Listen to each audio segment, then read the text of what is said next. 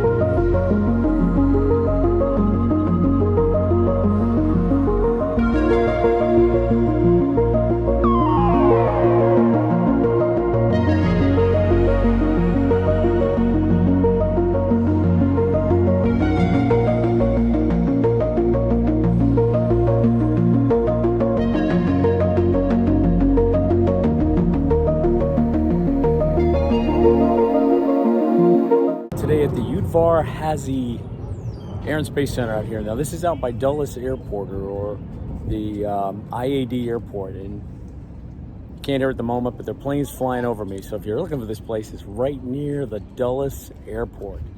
So it's literally at the end of the runway, so it's pretty easy to find. So come on along, we'll take you inside.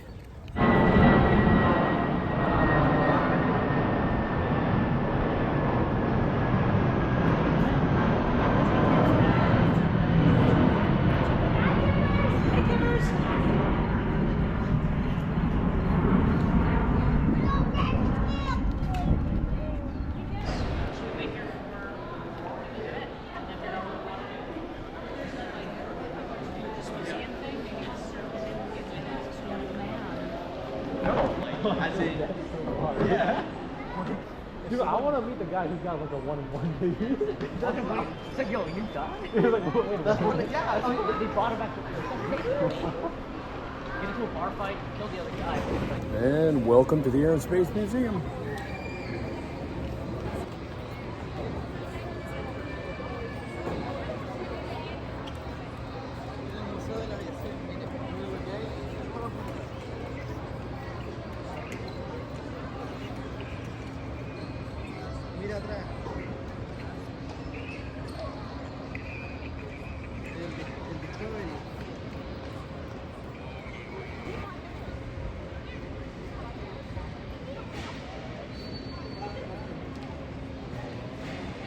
It's like, it looks like after World War I era aircraft. So this is the early era of flight.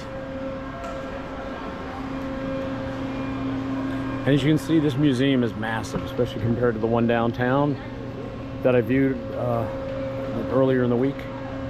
And actually, the one downtown used to be similar to this, with a lot of aviation stuff. But if you watch that video, you noticed my commentary that it's changed considerably over the years, and maybe because they put a lot of those aircraft down here.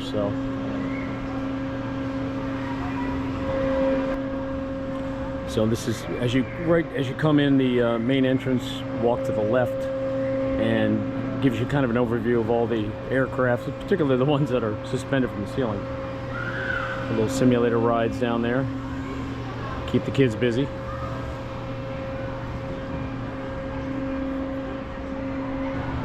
So beautiful World War I era aircraft here. Oh, it's a Newport 28C.1. It's like something that had been flown by Eddie Rickenbacker, a famous World War I ace. And down below you got the top view of, looks like a British and a, I mean it's not British, but it's a friendly aircraft. And of course you got the German World War I aircraft over here to the left. Oh, this one is very cool. We got a North American P-51 Mustang, Excalibur 3. Oh, that's a beauty. Piper Cub over here to the right of it. And we'll spin over here to my left. Big bomb. We got the Grumman Hellcat. Boy, that's a beauty. Navy fighter bomber. Boy, I don't think I've ever gotten this close to one. As you can see, it's suspended from the ceiling, so it's a really beautiful example. Big old 50 cal machine guns in the wings. These things were just tanks. You can imagine from the size of this thing. It was fast, not nearly as maneuverable as the Japanese Zero, but this could take some punishment.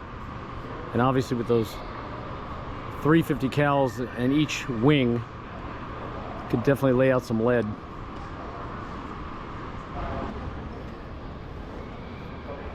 And this is actually the Enola Gay. B-29?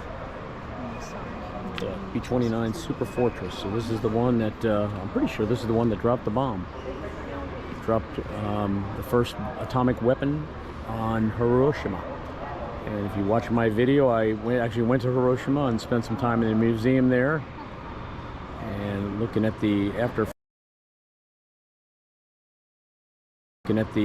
effects of a post-nuclear deployment. Definitely some big engines. Down below that, you got a P-38 Lightning. Wow, looks like it's fresh from the battlefield there. Beautiful restoration. So one of the things that well, one of the many things that German aircraft and aerospace engineers brought to the United States that the Germans were developing was these mono-wing aircraft. And of course we have the current B-2 Spirit that I've shown in the Dayton U.S. Air Force Museum in Dayton, Ohio. But this is the Horton Ho 3 Foxtrot, 1933. It's a flat prone couch for the pilot. So this is pretty much experimental for the Germans, but pretty amazing that they thought this through and got to the point that they actually created a prototype. All right, then on this side, it's a lot of just generally, let's say, civilian and commercial aviation. Lost in the distance over here, you see the Concorde. Point that out over there, the big long white one. Got an early Pan-American propeller-driven aircraft. It's a DC-3, I'm not sure. I have to go down and look at that. Got a, the Fokker tri-engine. And now right below me, this big old beast of a Boeing.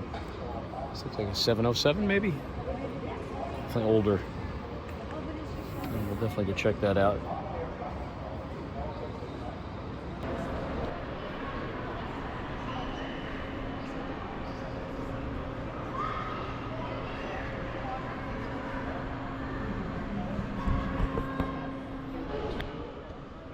Alright, so what you see in front of me here is the Discovery. Now this is the longest serving in terms of in service of the space shuttles.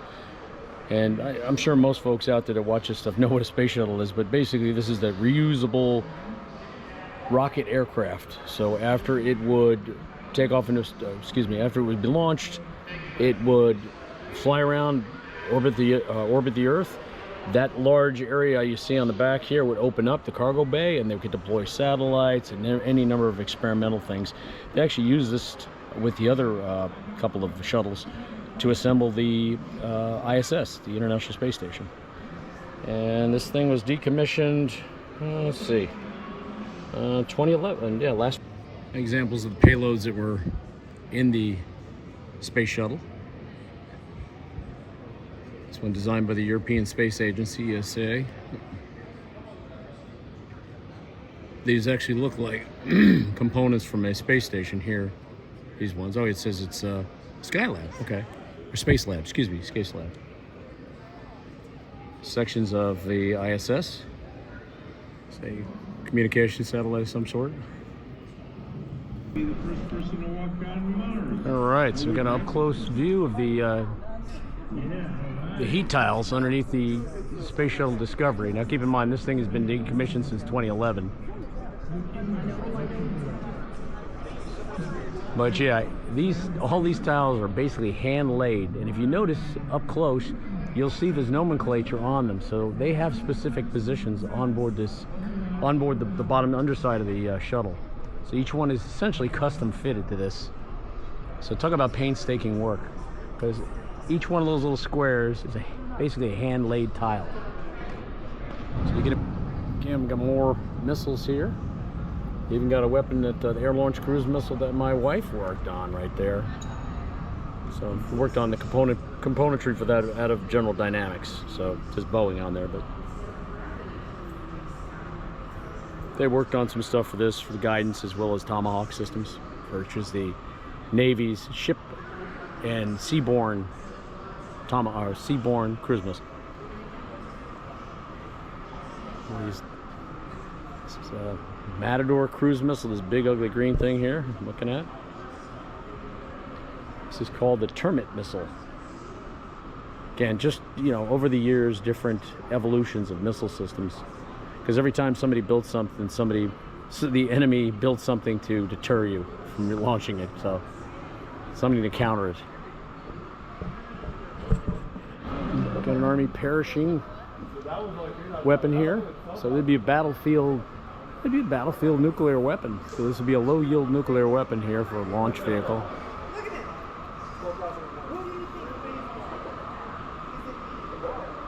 And then beside it, you've got the corporal, the little guy down here on the rail.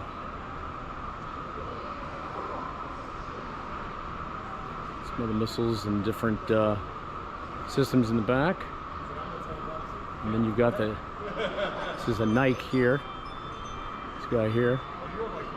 Nike Ajax missile. Again, these are all earlier versions of the Patriot, the current Patriot missile systems. And then you've got the Navy's Regulus, which is a liquid fuel missile that they launched. They could launch this actually out of a submarine.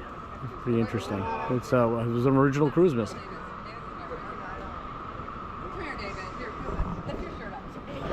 All right. So the interesting thing about this was these flew in the 60s. Again, part of the dinosaur program, and you can see the flight research. It was usually called Dryden Flight Research. But on these aircraft, the flight dynamics and the things they learned from this, astronauts actually used that flight information years later to fly the space shuttle. Because again, this is basically, once the engines, I showed you in the back, once the engines are kaput, this bad boy is definitely just gliding and falling out of the sky. So they had to learn how to control this. All the control surfaces are on the vertical planes in the back. And you may not heard this, there's 4 engines in the back. Once each engine kicked off, it obviously sustained flight, but when they cut out, they burned all their fuel, then it was just a glide in.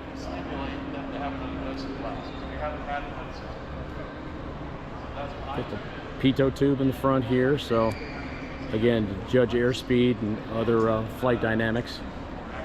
And there's a one-man test rig. And of course, this beauty is the SR-71. You got the old Skunk Works logo, Lockheed Skunk Works logo on the back. I forget how many pounds of thrust these engines produced, but it was phenomenal.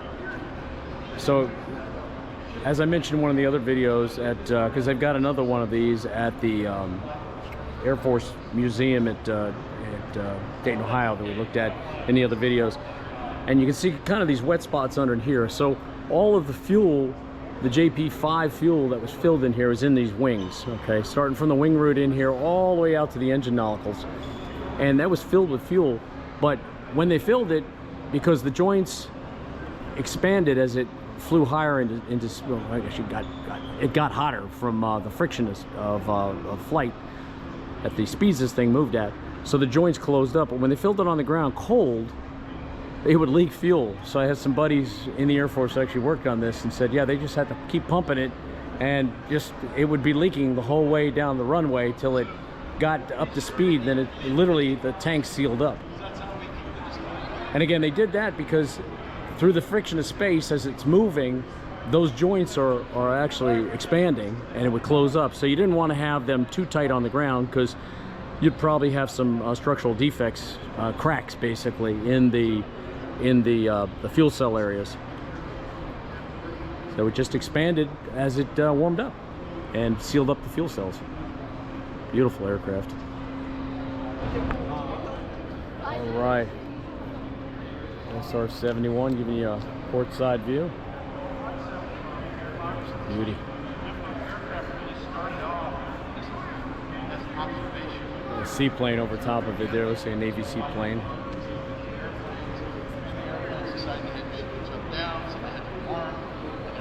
Escalation throughout this way.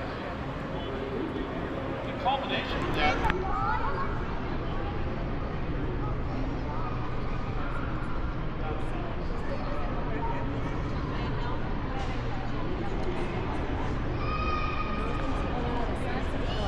El Stitch se quedó en el stand. Excuse me. Oops.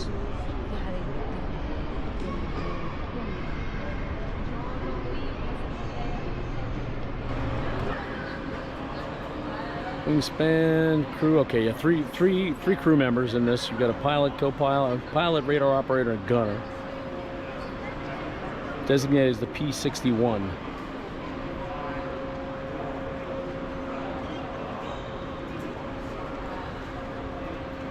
Actually, it said this saw combat right after D-Day, so 1941.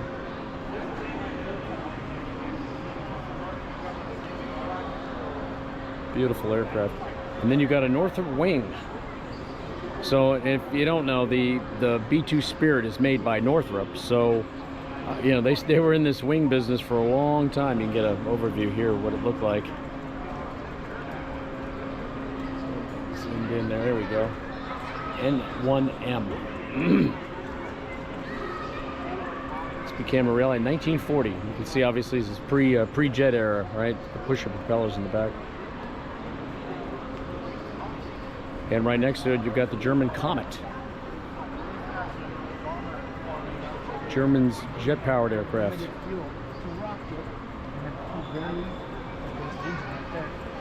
Very explosive fuel. Now, what was neat about this was it had enough fuel to get up to altitude. The idea was they would intercept bomber formations and just dive through bomber formations. But again, it glided. They get it up to altitude, get it up to speed, and it would just glide. So you get one big pass if you're lucky. And again, this is such a neat example of an original artifact down here at the museum. Beautiful. ME-163s.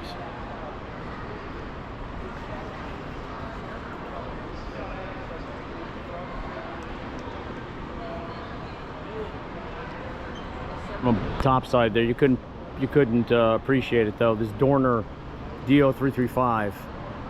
It's got a conventional propeller up front, then it's got a pusher propeller in the back. And this thing actually did fly, so. It's a German dive bomber. 2 engines, it's got an engine up front, and an engine in the back.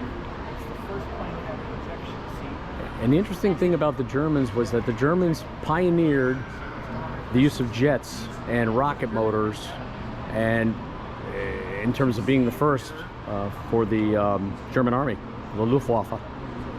And yeah, they came up with all this stuff. It was pretty amazing. And then of course after the war, the US got their share of German engineers, and then the Russians got the other half and created the modern space programs, or the founding fathers of modern space program, along with the US engineers.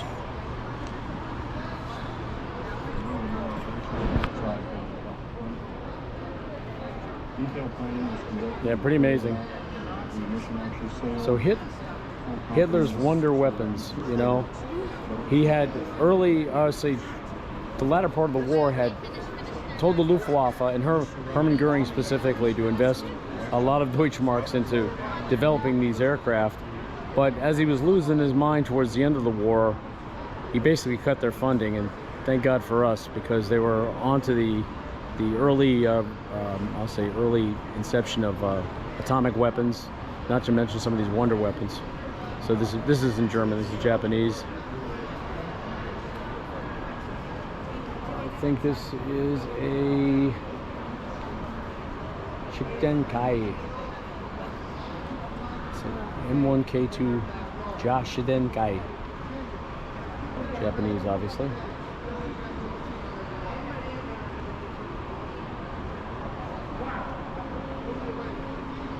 You got a P-47, I want to say it's a P-47. Get that right.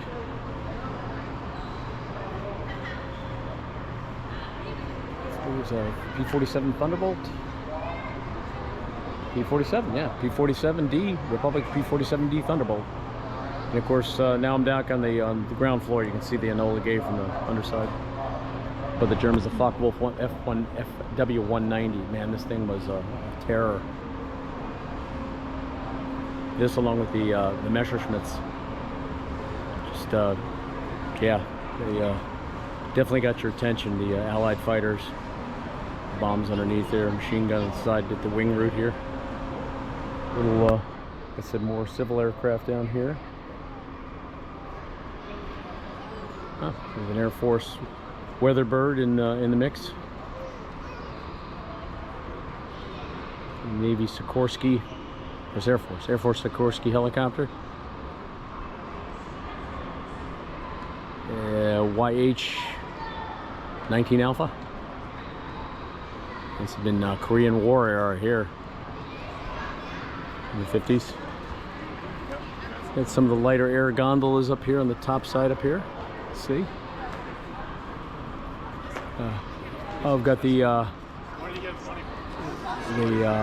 World Flight aircraft here, designed by Burt Rattan. I'll remember the name there in a second.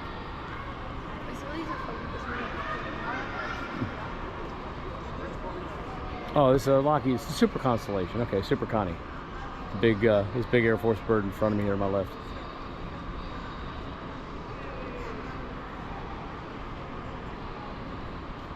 This is really neat. This is the capsule that broke the altitude record. Felix Baumgartner was the parachutist. So this literally got up to altitude. I forget how many thousands of feet here. Let me see here. Let's see, 127,851 feet over Roswell, New Mexico. So we sat inside this with a pressurized space, basically a spacesuit. Sat inside there. I'll throw some pictures of him on here.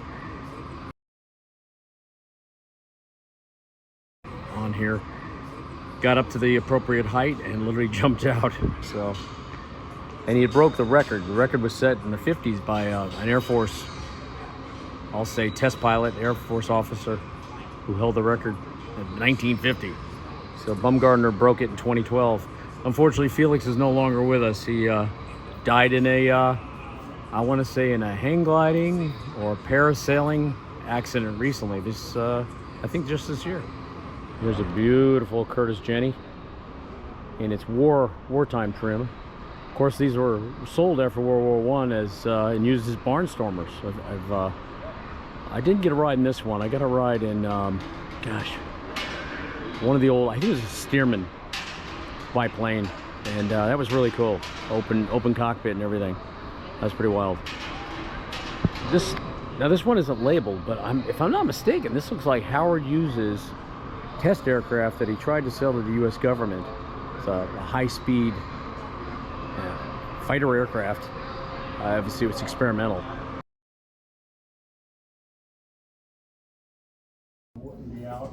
And here's a better view of the Mary Baker Engine Restoration Hangar.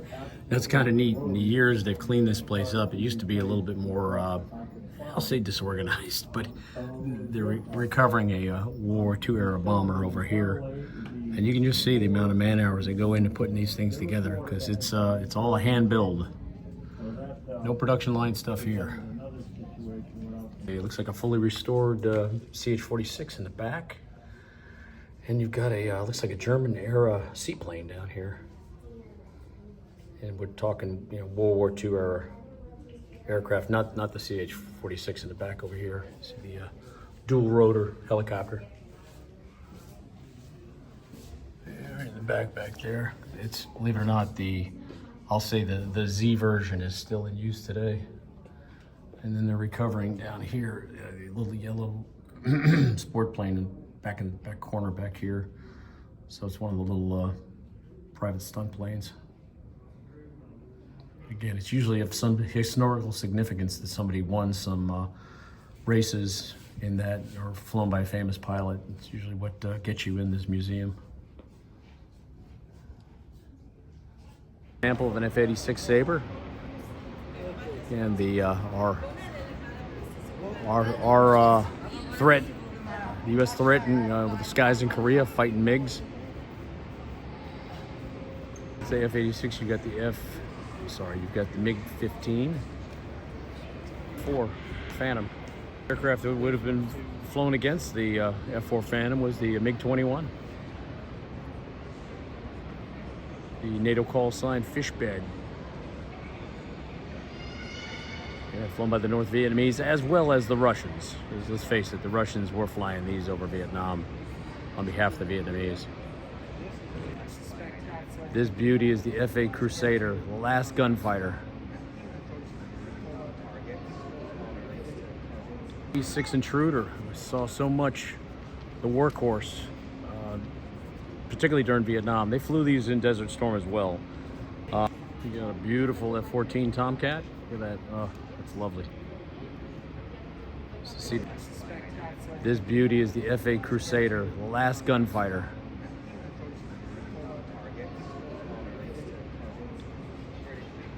Weight Chant.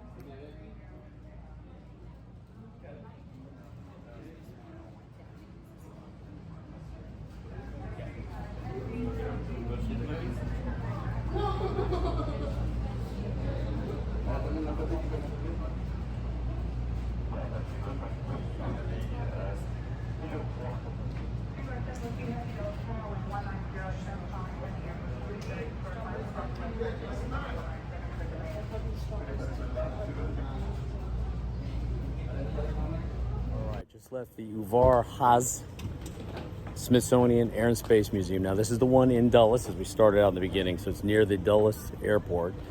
And if you're looking for a good aerospace museum, air and space, this is the place to come. The one down in D.C., as you saw in the other video, don't go down there explicitly to see that.